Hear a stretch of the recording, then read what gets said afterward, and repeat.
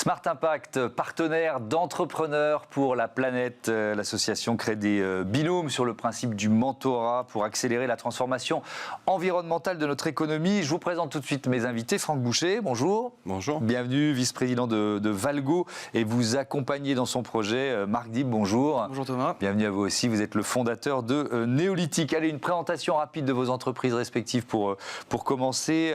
Franck Boucher, Valgo, votre métier c'est réhabiliter les friches et les sites industriels, c'est ça ? C'est ça. Valgo est une société qui a été créée en 2004. À cette époque, mon frère, le président fondateur, François Boucher, disait, nous n'héritons pas la terre de nos parents, nous l'empruntons à nos enfants. Ouais.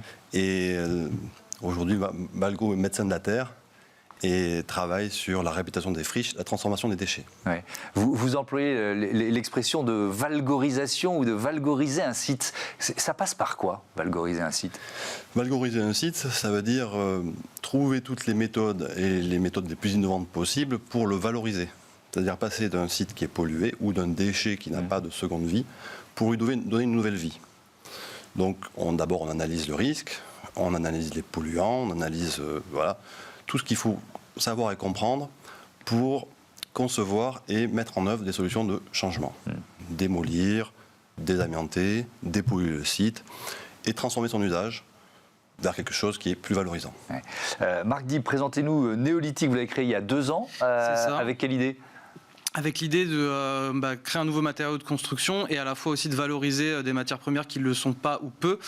Donc l'objet de Néolithique, c'est la fabrication de ce matériau-là, Écolite, qui est une alternative au béton, qui est fait à partir de 100% de matières premières recyclées. Et pour faire simple, on a 2 matières premières principales, des déchets minéraux et des déchets plastiques. Donc dans le béton, c'est le ciment qui constitue la colle du matériau. Ouais.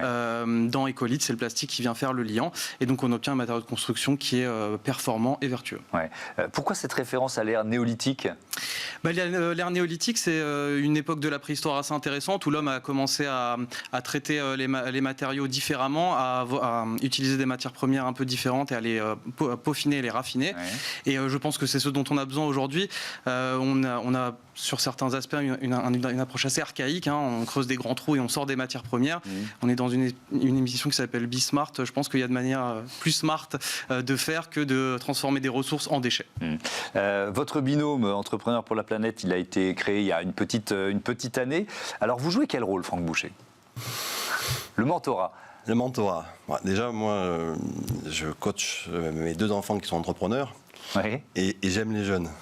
J'aime les jeunes qui repensent à l'avenir, qui sont aussi au présent. Et la rencontre que j'ai eue avec Marc, son projet m'a plu. Oui. Et tout de suite, ça a accroché. Tout de suite, franchement, on a discuté et le fit s'est fait. Parce que, pour expliquer comment ça marche, l'association propose quoi ? Plusieurs entrepreneurs, enfin, crée les binômes, mais il faut qu'il y ait des intérêts communs qui s'expriment, c'est ça ? Entrepreneurs pour la planète propose différents projets aux mentors. On en sélectionne 1, 2, et puis ensuite on rencontre le porteur du projet. Qu'est-ce qui vous a intéressé dans la démarche de Marc ? Bon, déjà, Valgo, c'est une société innovante qui a l'esprit start-up depuis 18 ans. Et jour après jour, brique après brique, ce qui maintient l'entreprise, c'est cet esprit d'innovation et de toujours essayer de progresser, innover pour durer. Et Marc, son projet de transformer des déchets pour donner une nouvelle vie à un nouveau matériau de construction, forcément c'est dans notre ADN. Oui, c'est presque un débouché pour une partie des matériaux que vous récupérez. Qu'est-ce que vous attendez, vous, d'un mentorat comme celui d'Entrepreneurs pour la planète ? Et moi, j'avais beaucoup apprécié, quand j'avais découvert l'association, j'avais beaucoup apprécié l'approche, c'est-à-dire de mettre en relation des personnes expérimentées qui sont en activité avec des entrepreneurs comme moi sur le sujet de l'écologie. Et je trouve ça très intéressant. Contrairement à certains circuits d'accompagnement où on va avoir des personnes dont c'est le métier d'accompagner les entrepreneurs et qui sont très efficaces par ailleurs. Là, on a quelqu'un qui fait la démarche volontaire et bénévole, désintéressée, et qui met du cœur en fait dans un projet qui l'intéresse. Ce qui a été le cas, je pense, avec Franck. Ouais. Et ce que j'attends, moi, c'est de bénéficier du regard et de l'expérience de Franck. Du réseau aussi, parce qu'il y a aussi une histoire de carnet d'adresse, quoi. Tout à fait. Surtout Franck a un carnet d'adresse assez impressionnant, qu'il a déjà partagé et qui a déjà donné des pistes de développement. Mais voilà, quand on développe une entreprise, on a souvent la tête dans le guidon, et même si on essaye d'anticiper le maximum de choses, Parfois, on navigue un peu à l'estime et c'est bien, ça permet de voir qu'on a une intuition qui marche, mais c'est toujours bien aussi de recroiser tout ça avec quelqu'un d'expérience qui a un regard différent et qui a du recul par rapport aux choses. Ouais. Ce réseau, il est lié aussi, par exemple, au groupe Bouygues, je crois. Il y a une expérience personnelle qui est là. Ouais, j'ai 30 ans de carrière, donc je suis bien content de pouvoir faire bénéficier ce réseau à Marc, qui est bourré de talent. Et tant mieux si mes cheveux blancs servent à quelque chose, évidemment. Mais je veux insister sur le fait que pour un mentor, ce qui est aussi très important, c'est le retour. C'est-à-dire que moi, je me nourris d'énergie de Marc. Oui, alors ça, c'est intéressant. Ça marche dans les deux sens, quoi. Ça marche dans le sens. Comme un manager doit prendre soin de son équipe et également avoir une vraie relation de retour vers lui, avec Marc, l'énergie, son énergie et sa vitalité et son enthousiasme, moi, ça me ravit de l'avoir en visio ou de le rencontrer pour discuter de tiens, je vais te rencontrer telle personne, on pourra approcher le sujet de telle manière, etc. Est-ce qu'il y a aussi une question autour de la gouvernance d'une entreprise, par exemple, quand on crée son entreprise, est-ce que c'est déjà une question que vous vous êtes posée et pour laquelle vous avez eu éventuellement besoin de Oui, bien sûr.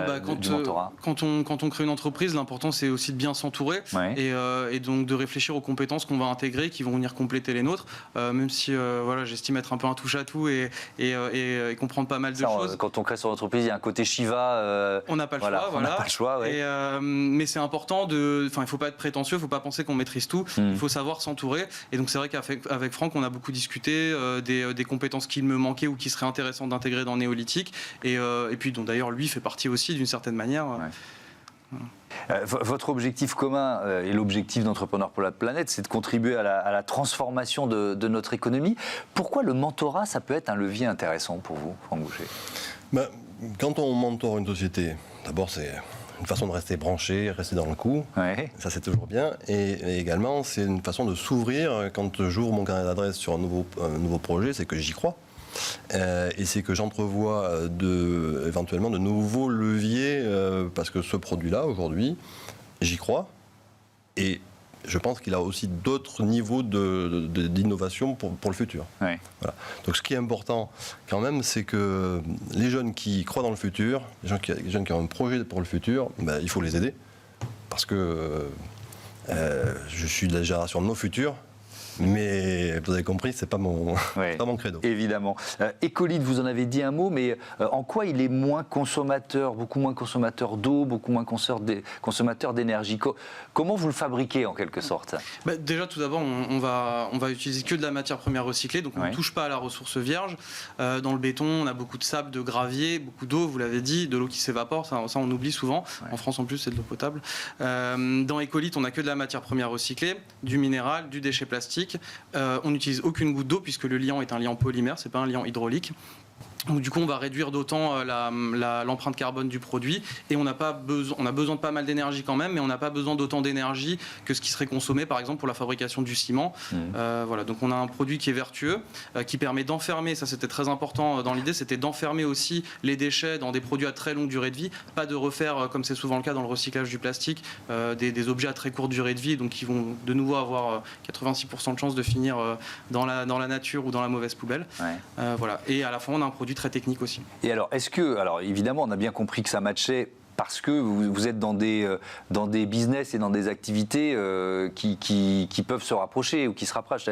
Est-ce que la matière première, vous allez la trouver sur des chantiers menés par Valgo, par exemple? C'est tout à fait possible, ça fait partie des pistes de développement. Valgo, comme vous l'avez compris, traite de la déconstruction, de la rénovation, de la réhabilitation et aussi de la déconstruction de ces sites-là. Donc nous, on peut utiliser une partie de cette matière première-là. Il y a d'autres acteurs qui font ça aussi, mais l'idée, c'est ça, c'est de créer des synergies aussi avec ces grands groupes qui sont évidemment des clients pour nous, mais des partenaires, des fournisseurs.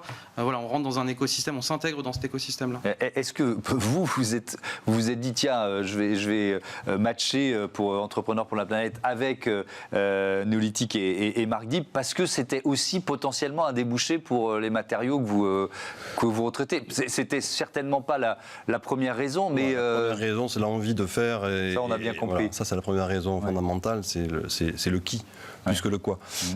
Mais évidemment que ce type de matériau pourra toujours trouver un débouché sur nos opérations. C'est-à-dire valoriser un site, c'est aussi proposer de nouvelles solutions. Mais est-ce que les matériaux que vous récupérez sur une friche industrielle, ils peuvent rentrer dans la composition de cet écolithe? Oui, et c'est pour ça que je disais qu'il y a à trouver encore des nouveaux steps pour l'utilisation. Alors, ça on va en parler évidemment pour terminer, mais la filière de valorisation, elle en est où?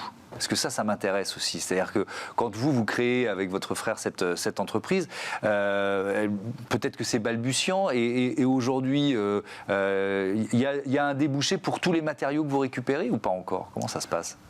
Alors, d'abord, les déchets dangereux n'ont pas encore de débouché. Oui. Ils sont ultimes.